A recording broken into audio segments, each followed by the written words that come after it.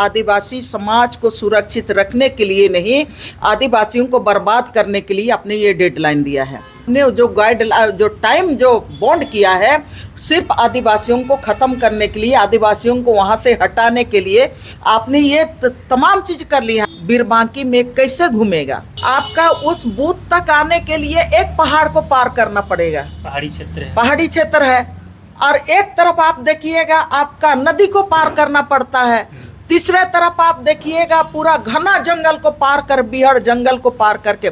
पर बंगाल में कहीं पर उनका वोटर्स नहीं था, बना लिया, बिहार में नहीं था, उनका बने रहे, तो यहाँ पर भी वही होगा। और ये बंगाल से खराब, ज़्यादा खराब स्थिति में ये रहेगा झारखंड। जोहार, नमस्कार, आप देख रहे थे झार न्यूज़ और मैं हूँ गुंजन कुमार। आज हम राजधानी रांची पहुँचे हैं क्योंकि आयरन लेडी दयामनी बारला जी से हमें बातचीत करना था, इनसे जानकारी लेनी थी। इसी को लेकर आज हम राजधानी रांची पहुँचे हैं। और जिस तरह से आप देख रहे होंगे, न केवल खूंटी में बल्कि पूरे झारखंड में एक मामला जो है सरना ईसाई का मामला जो है तेज़ी से सामने आ रहा है। इस पर लोग जो है आपस में भीड़ भी रहे हैं, वाद विवाद हो रही है। और इसके अलावा सबसे जो बड़ा समस्या है अभी खास करके खूंटी ज़िले के लिए, क्योंकि मैं खूंटी से आता हूँ, तो खूंटी का जो दूरस्थ इलाका है, ग्रामीण क्षेत्र, जहाँ आदिवासी बहुल क्षेत्र में गांव के लोग, कई लोग ऐसे हैं जो SIR के बारे में उन्हें जानकारी नहीं है, नहीं जान रहे हैं। तो उन्हें कैसे इस SIR में सुरक्षित पहचान दिलाते हुए सुरक्षित रखा जाना है, इस विषय पर भी हम जानने का कोशिश करते हैं। दीदी जोहार। जोहार।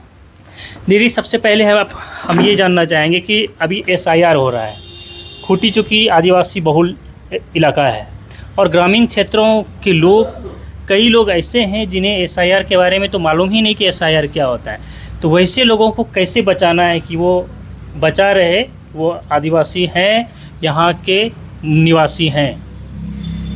हाँ, जो आपने सवाल किया SIR के बारे में, तो मैं उसको जोड़ते हुए मैं SIR को ही, मतलब वर्तमान का जो बड़ा जो इशू है ये तो है ही। लेकिन झारखंड में अभी 3 चीज़ें एक साथ चल रही हैं। जनगणना भी चल रहा है, SIR भी चल रहा है, उसका भी मामला, और आने वाले समय में इसी से जुड़ा हुआ आपका परिसीमन भी चलेगा। अभी समस्या, ये 3 समस्या एक साथ चल रही हैं और तीनों ये गंभीर मामले हैं। SIR को लेके करीब 1.5 महीना से लगातार इस पर राजनीतिक पार्टी के लोग चर्चा कर रहे हैं, सामाजिक संगठन चर्चा कर रहा है, इलेक्शन कमीशन अपना निर्देश देते जा रहा है। आज सबको ये बिहार का SIR के बाद, बंगाल का SIR के बाद, और बंगाल SIR जहाँ पर आपका 65 लाख है जो मतदाता थे उनको मैंने मतदान सूची से अलग कर दिया गया, और बंगाल में आपका 95 लाख लोगों को मतदान सूची से अलग कर दिया गया था। और अपने पूरे लाइफ में हमने कभी नहीं देखा था कि एक CM जो अपने राज्य के जो सम्मानित नागरिक हैं उनका जो सम्मान पूर्वक जो उनका भारतीय संविधान में जो अधिकार है मतदान करने का, उसको लेके SIR के बाद जब वहाँ के लोगों का नाम कटा 95 लाख का, तब ममता खुद ही सुप्रीम कोर्ट गई, खुद ही बहस की। थोड़ा देरी के लिए सुप्रीम कोर्ट ने ये कहा कि हाँ, कोई भी मतदाता का नाम नहीं कटेगा, लेकिन अंततः वहाँ पर भी आपका करीबन 65 लाख लोगों को मतदान देने से वंचित कर दिया गया। और वो उसका परिणाम जो सबको, पूरा देश और दुनिया भी समझा कि जहाँ पर भारतीय जनता पार्टी के जो अपने मतदाता हैं वो सुरक्षित रहें, और जो विपक्ष के जो मतदाता हैं उनका नाम कट गया। और उसी का रिजल्ट है बिहार में भारतीय जनता पार्टी अपना सरकार बनाई, बंगाल में पहली बार बनाई और बिहार में भी पहली बार बनाई।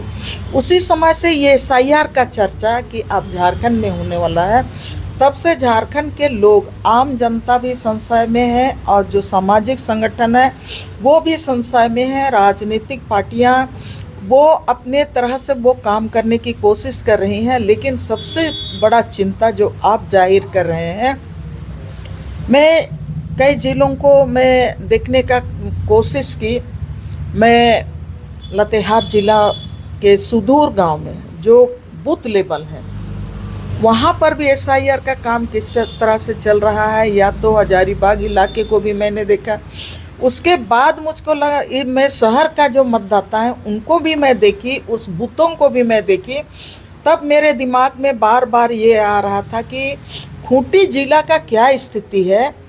तो मैंने खूंटी जिला तोरपा विधानसभा क्षेत्र भी गई। मैं खूंटी विधानसभा क्षेत्र के ग्रामीण इलाकों में भी मैं जाने का काम की और मैं बहुत हैरान हूँ, बहुत चिंतित भी हूँ, मन दुखित भी है। इसलिए कि SIR को लेके एक तो सिर्फ इलेक्शन कमीशन की तरफ से बूथ लेवल जो अफसर बनाया गया है, BLO जिनको कहते हैं, और BLO किनको बनाया गया है, एक तो आपका आंगनबाड़ी सेविका है, आंगनबाड़ी सहायिका है, या तो सहिया है, या तो आपका कोई स्कूल का जो टीचर है उनको बनाया गया है। इस तरह से बहुत सारे जो BLO होंगे वो पढ़े लिखे आपको मिलेंगे, और अधिकांश जो BLO होंगे जो आंगनबाड़ी सेविका हैं, सहायिका हैं, वो सबको जानते हैं कि अपने राज्य में शिक्षा व्यवस्था किस तरह से है। तो वहाँ पर आज चिंता का सबसे बड़ा विषय है, सबसे बड़ा कारण है कि आज जब SIR चल रहा है तब गांव के लोग, एक तो मैपिंग करना है। पहला चरण ऑलरेडी पार हो गया, आपका पिछला महीना पहला चरण निकल गया, जिसमें हर एक के मतदाता, हर एक बूथ में मतदाता को देखना था, और उसके साथ BLO के साथ बैठ के हर बूथ के जो आपका BLA2 और जो BLA, जो राजनीतिक पार्टी ने, सभी राजनीतिक पार्टी ने BLO के मदद के लिए, और कोई भी योग्य मतदाता का नाम ना कटे ना छूटे, इसको लेके समाज से ही BLA बनाए गए हैं कि वो सारे लोग मिलके वो ये फॉर्म बांटने का भी काम करेंगे। जो SIR का जो सेकंड चरण है उसमें एक तो पहला कितने लोगों का मैपिंग हुआ है, अनमैप्ड है, वो पहला चरण में हुआ। BLO ने अपना पूरा सूची लेके अपना बूथ में बैठा, लेकिन मुझे नहीं लगता है, इसलिए कि मैं साक्षर क्षेत्र के जो मतदान केंद्र हैं उसमें भी मैं उस दरमियान मैंने विजिट की और मैं देखने का कोशिश की कि कितने लोगों का जो अनमैप्ड है और कितने मतदाता वहाँ पर बूथ में आ रहे हैं। जो हमारा नाम कटा है नहीं कटा है वो BLO से बात करेंगे। बहुत सारा बूथ में लोग आए ही नहीं। तब ग्रामीण क्षेत्र के लिए सबसे बड़ा सवाल है कि हम लोग जब घूम रहे थे, मैं जब आपका खूंटी विधानसभा का इलाका में घूम रही थी, तब भी मैं वही चीज़ देखी कि जहाँ पर सामाजिक संगठन दैट मीन्स आदिवासी संगठन, आदिवासी मुद्दों को लेके लगातार, जहाँ पर संगठन लगातार संघर्षरत है, लगातार अपने मुद्दों को लेके वो बैठ के करते रहा है। ग्राम सभा जहाँ पर मजबूत है वहाँ पर आपका BLO के साथ BLA2 का बहुत जगह वो नदारत है, लेकिन सामाजिक संगठन वहाँ पर पूरी मतलब मेहनत के साथ है, वो मतदाता सूची को देख रहा है और हर मतदाता का जो आपका गणना प्रपत्र है उसको भरने का काम कर रहा है, यहाँ तक कि अपडेट करने का काम कर रहा है और उसको फॉलोअप भी कर रहा है कि कोई मतदाता का, हमने जितने लोगों का हम लोगों ने फॉर्म भरा है जो मैनुअल, उसका अपडेट हुआ कि नहीं हुआ, उसको लेके वो लोग कर रहा है। तोरपा में भी मैं देखी, तोरपा विधानसभा क्षेत्र में भी मैं देखी और आपका ये खूंटी विधानसभा क्षेत्र में भी देखी। एक तो है कि आपका जो BLA, सभी राजनीतिक पार्टी का BLA को जिस तरह से सक्रिय होना चाहिए था, जो आपकी चिंता है कि सुदूर मने ग्रामीण क्षेत्र में वो कैसे हो सकता है कि हर योग्य मतदाता प्रपत्र को समय से भर सकेगा और BLA 1 और BLO मिल के वो ऑनलाइन कर पाएंगे हर मतदाता का जो फॉर्म जो फिजिकल भरा हुआ है उसको। ये चिंता का विषय है, इसलिए कि सामाजिक संगठन जो लगे हुए हैं उन्होंने चिंता जाहिर करते हुए ये भी कहा कि यहाँ पर इंटरनेट नहीं काम करता है और यहाँ पर सरकार को अभी ये जो इतना कम समय में इतना बड़ा काम करना है उसके लिए यहाँ पर इंटरनेट माने वाईफाई मुहैया कराना चाहिए था, ताकि जो यहाँ पर फॉर्म हम लोग भर रहे हैं वो समय से हम लोग भर सकते और एक रिजल्ट सामने आता। ये जितने भी आपका सामाजिक संगठन है उन सामाजिक संगठनों का मांग भी है और वो चिंता भी लोगों ने जाहिर किया। तब हम लोग बात कर रहे थे कि यहाँ पर ये इलाका माने जो रांची से आपका 15 किलोमीटर 20 किलोमीटर दूर का स्थिति ये है और खूंटी से आपका 15-20 किलोमीटर दूर का ये स्थिति है हेडक्वार्टर से। तब अड़की जैसे क्षेत्र में जो जंगल से पूरी तरह से घिरा हुआ है ऐसे क्षेत्र में ये कैसे हो रहा होगा? तो उस क्षेत्र में तो आसानी से मोबाइल नेटवर्क भी नहीं पकड़ता है। वही मैं बोल रही हूँ, मोबाइल नेटवर्क भी नहीं है। तब उस क्षेत्र में लोग कैसे काम कर रहे होंगे, कैसे BLA काम कर रहा है, कैसे BLO काम कर रहा है। और शिक्षा का भी मतलब उस इलाका का हम लोग देखेंगे। शिक्षा का मतलब ये नहीं कि सरकार का जो आंकड़ा है जिसमें शिक्षितों का जो रेशियो देता है ना, कहीं पर आपका 33% 34% देता है, वो शिक्षा का वो मतलब अभी नहीं है। अभी आपका डिजिटलाइजेशन का मामला है और इस डिजिटलाइजेशन प्रोसेस को कौन समझ पा रहा है और आज का SIR को कौन समझ पा रहा है।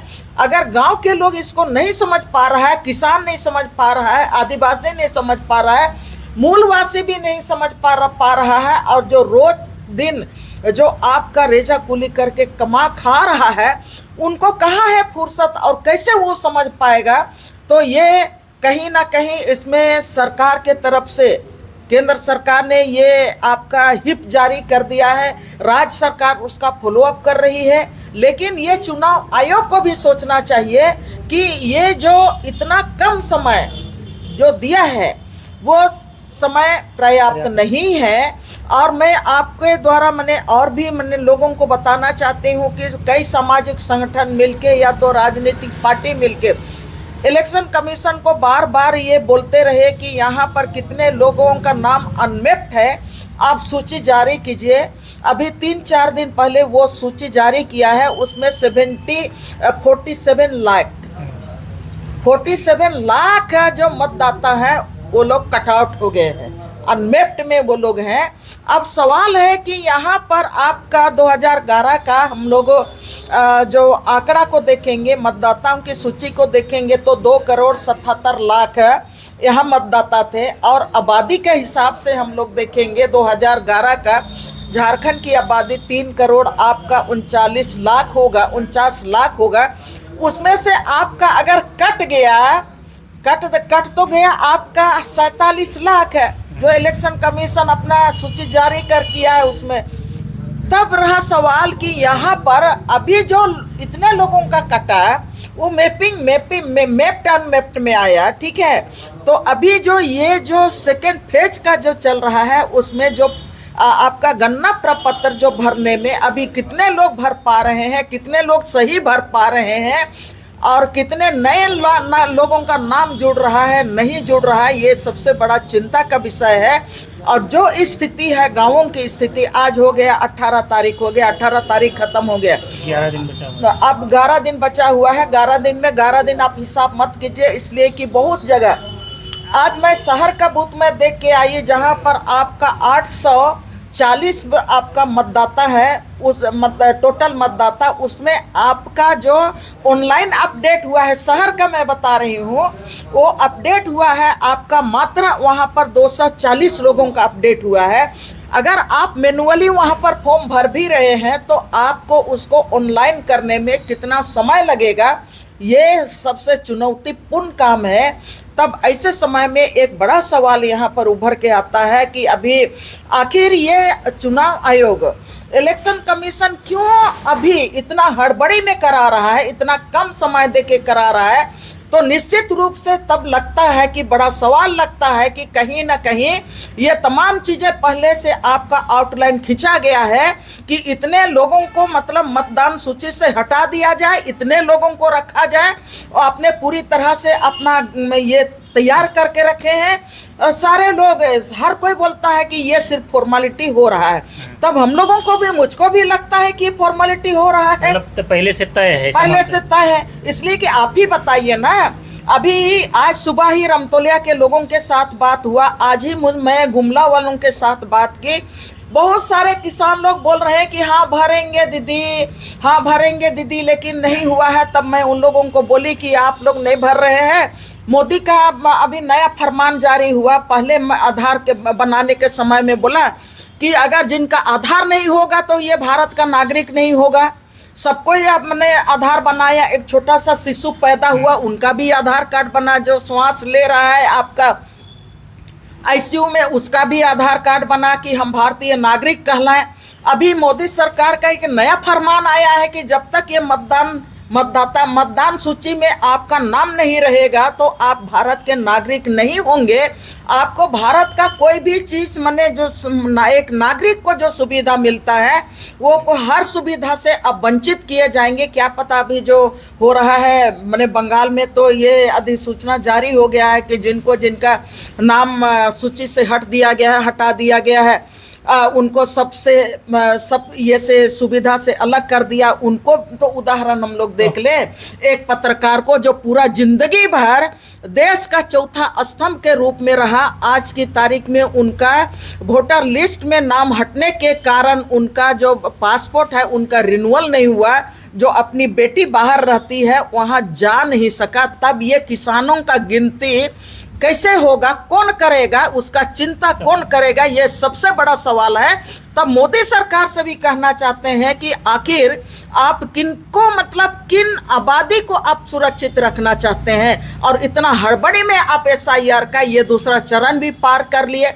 अभी यहाँ पर 22 तारीख को भी मतलब ये जो ASDD मतलब है, आप डोर टू डोर बीएलओ को कह दिए हैं कि आप घर घर जाओ खोजो, और जो नहीं मिले, अब्सेंट मिले, या तो जो डेड हैं या जो डुप्लीकेट है, उनका सूची भी आप हटा के आपको जारी करना है। ये 22 तारीख तक में करेगा, और उसके लिए भी BLA और BLA2 और BLO को जवाबदेही दिया गया है। अब इतना बड़ा काम, एक तो नेटवर्क नहीं है, और एक तो आपका फिर आपका मतलब सारे लोगों का अभी फॉर्म ही नहीं भरा हुआ है। तब ये केंद्र सरकार किनको मैपिंग करना चाहता है, किनको सुरक्षित रखना चाहता है, किसको काटना चाहता है, तब ये केंद्र सरकार पर भी सवाल है और इलेक्शन कमीशन पर भी सवाल है। हम लोग लगे हुए हैं, लेकिन समय कम समय, इतना कम समय में, और ये इसमें भी मैं ये जोड़ना चाहती हूँ कि अभी तो 3-4 महीना के पहले के बाद कोई इलेक्शन नहीं है। अभी यहाँ पर झारखंड में ना पंचायत चुनाव है, ना अब विधानसभा का है, ना लोकसभा का। तो इतना जोर जबरदस्ती क्यों, इतना कम समय क्यों आप दे रहे हैं? तो ये तो मेरे सवाल के कटघरे में खड़ा करता है भारतीय जनता पार्टी की सरकार को, इलेक्शन कमीशन को। 29 का तैयारी है, आपका सीधे सीधे यही कहना है। और दूसरा है कि अगर हम लोग चूँकि खुट्टी का बात कर रहे थे, तो आदिवासी जो जैसे कि कोचांग, बिरबांकी, अड़की, उस क्षेत्र के लोग क्या करेंगे जब शहर या फिर जागरूक लोग भी छूट रहे हैं? तो 29 का तैयारी ये बीजेपी कर रहा है, ये मानते हैं आप? बिल्कुल मानती हूँ। और एक चीज़ ये भी, मैं उस आदिवासी को आप कैसे बचाइएगा, बिरबांकी, कोचांग, अड़की? इसी के लिए मैं जिम्मेदार ठहरा रही हूँ।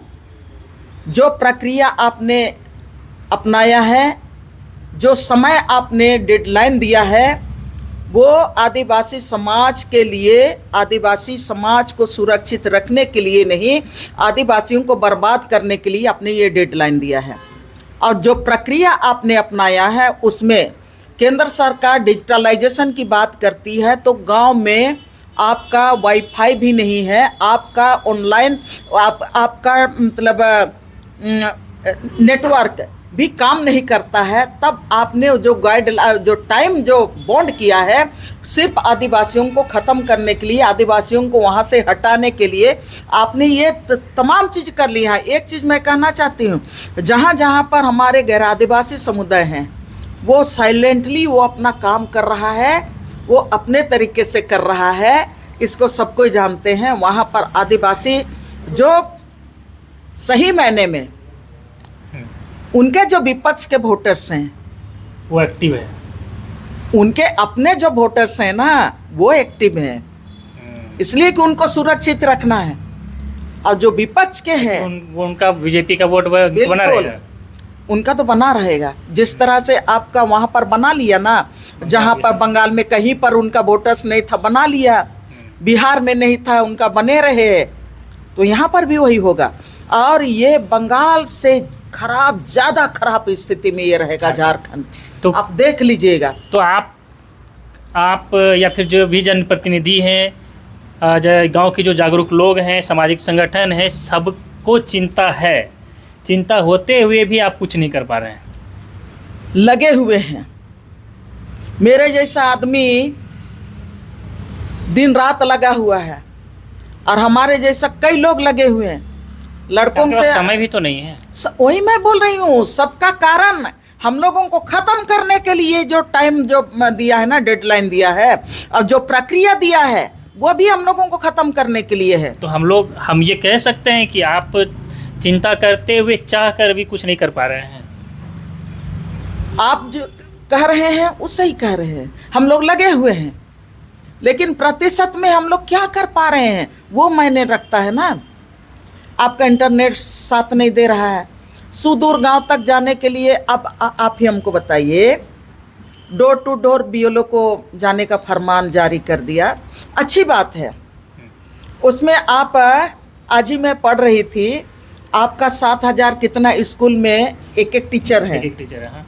ठीक है, और आपका 22,000 की कितना हजार को आप SIR में लगा दिए टीचर लोगों को। अभी मैं शहर के BLA 2 को मैं देख रही हूँ, वो लोग टीचर हैं, वॉलंटियर स्कूल के टीचर हैं, वो लोग तो घूम रहे हैं शहरी इलाका में। अब डोर टू डोर एक BLO गांव इलाका में कोचांग क्षेत्र में कैसे घूमेगा? अब बताइए, डोर टू डोर। अगर घूम भी लिया तो फिर नेटवर्क प्रॉब्लम, घूम भी लिया तो नेटवर्क प्रॉब्लम। आपका बिरबांकी में कैसे घूमेगा? एक बूथ में आपका कितना किलोमीटर का दायरा आता है एक बूथ में, जहां पर आपका 1100-1200 मतदाता रहते हैं, आपका उस बूथ तक आने के लिए एक पहाड़ को पार करना पड़ेगा। पहाड़ी क्षेत्र है। और एक तरफ आप देखिएगा आपका नदी को पार करना पड़ता है, तीसरे तरफ आप देखिएगा पूरा घना जंगल को पार कर, बिहार जंगल को पार करके कैसे संभव है आपका 1 महीना में? कैसे संभव है? उस पे भी महिला कर्मचारी, और उसमें भी महिला कर्मचारी है, कैसे संभव है? बहुत सारी समस्या है, बहुत सारी समस्याएं हैं। तो ये तमाम जो प्रक्रिया है वो इससे पूरी तरह से दिख रहा है कि हम पूरी तरह से हमको खतरा में डाल दिया गया है। हमारा संवैधानिक अधिकार मत देने का, कल तक तो हम लोग मतदान कर रहे थे, 2003 में भी हम लोग मतदान किए। अभी आप हम लोगों को एक नया देश गढ़ रहे हैं। नया देश ये गढ़ रहा है कि जो भारतीय संविधान में कल तक जो यहाँ पर मतदान कर रहे थे, जो यहाँ के जमीन मालिक थे, जो यहाँ के मूल रैयत थे, जो यहाँ के आदिवासी थे, अब उनके लिए नया आप संविधान गढ़ने जा रहे हैं कि अभी का जो मतदान सूची में जिनका नाम रहेगा वही यहाँ का मतदाता होगा। और ये मैं ये भी कह देना चाह रही हूँ कि आप कह रहे हैं यहाँ पर आप उसमें जो 11 सबूत पेश करना है ना, उसमें आप खतियान को भी आपने डाला है। मैं ऑनलाइन होने के बाद, लैंड रिकॉर्ड डिजिटलाइजेशन होने के बाद, यहाँ पर तो आप गांव में डेली घूम रहे हैं ना, एक गांव का आधा से ज़्यादा लोगों का ज़मीन खतियान से गायब हो गया है, उनका रसीद नहीं कट रहा है। तो अब उनका आप क्या शख्स को वहां पर लाना चाहते हैं? बार बार हम लोग ये बोल रहे हैं कि डिजिटलाइजेशन ला के आप आदिवासियों को घर विहीन कर दे रहे हैं, भूमिहीन बनाने का काम करें। अभी तो आप उनको पूरी तरह से मारने का काम करने जा रहे हैं। तो अगर ऐसे में आपसे पूछा जाए कि आप जो समस्या बता रहे हैं, तो ऐसी समस्या को लेकर आप अपने समाज को, अपने क्षेत्र के लोगों को क्या कहना चाहेंगे ताकि लोग ऐसे समस्याओं से निपटने के लिए आने वाले दिनों में तैयार रहें? मैं अपने लोगों से बार बार एक बात को कह रही हूँ, यहाँ पर गवर्नमेंट के तरफ से इलेक्शन कमीशन से आपका BLO है, बूथ लेवल अफसर है, और उनके लिए असिस्टेंट दिए हैं, और उनके साथ BLA 1 भी दिए हैं, BLA 2 भी दिए हैं। BLA सभी राजनीतिक पार्टी ने दिया है।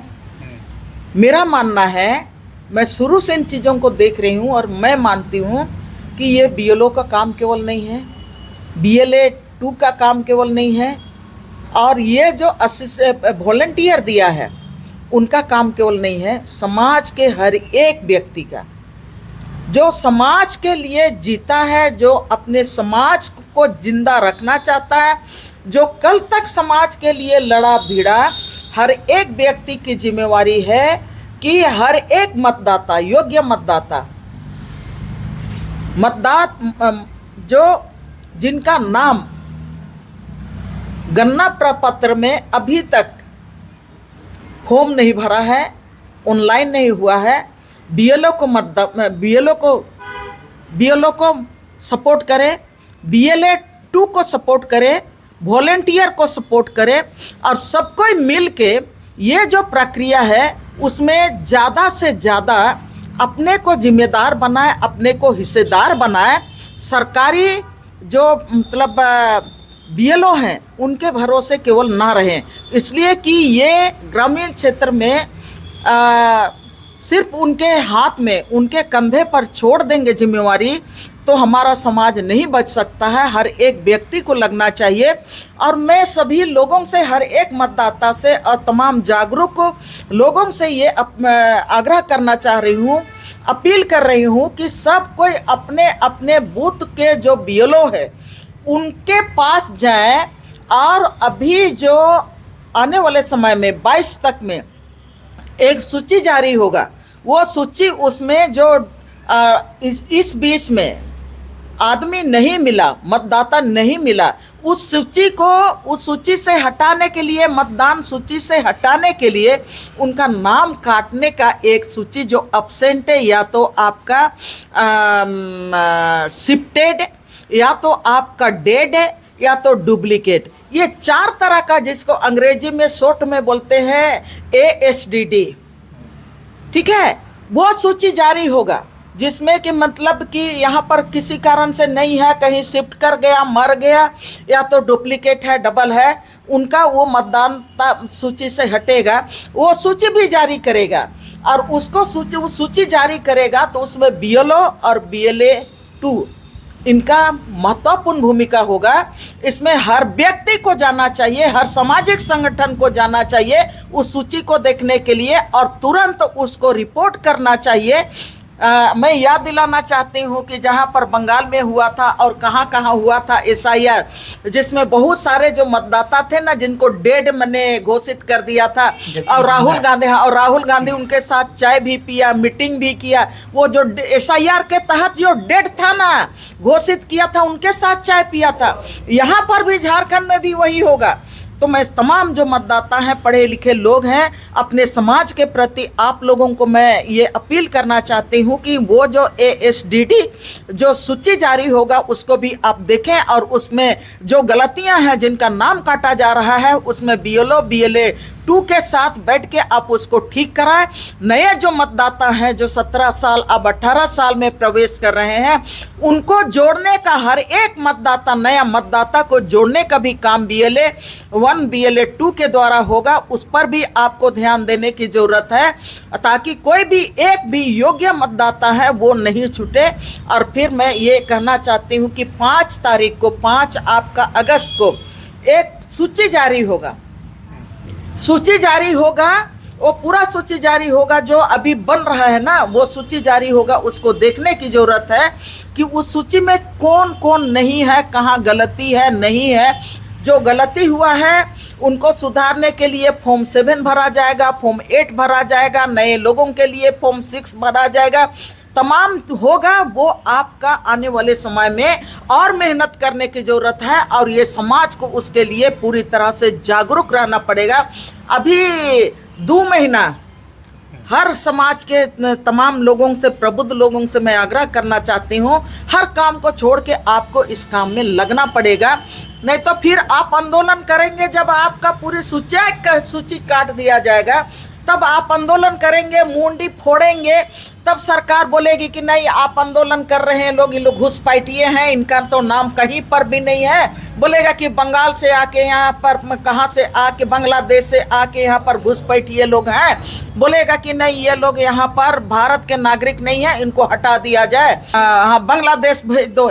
इससे बढ़िया है कि आप में लड़ने की ताकत होनी चाहिए, सरकार जो आपको, ताकि आपको न्याय दे। इसके लिए हम अपने तरफ से पूरी कोशिश करें। मैं तमाम हमारे जो समाज के, चाहे आदिवासी समाज के, चाहे मूलवासी समाज के, हर व्यक्ति से मैं ये आग्रह करना चाहती हूँ, झारखंड का जनसंख्या को आपको बरकरार रखना है। नहीं तो फिर वही होगा, आप आरक्षण के नाम पर लड़ते रहिए, फिर कुछ नहीं मिलने वाला है, यहाँ आपको सब कुछ निगल जाएगा। तो इस तरह से जो है हम दयामनी दीदी से जानने का कोशिश कर रहे थे कि हमारे खूंटी क्षेत्र में क्या होगा, खूंटी के साथ साथ पूरे झारखंड में ग्रामीण क्षेत्रों में क्या होगा। आपने एसआईआर देखा होगा बिहार में, बंगाल में कि किस तरह से मतदाताओं से जो है वैसे वैसे व्यक्तियों को भी सूची से बाहर कर दिया गया। जो जिंदा है उसे मृत घोषित कर दिया गया, जो वास्तव में वहाँ के हैं उसे भी मतदाता सूची से बाहर कर दिया गया है।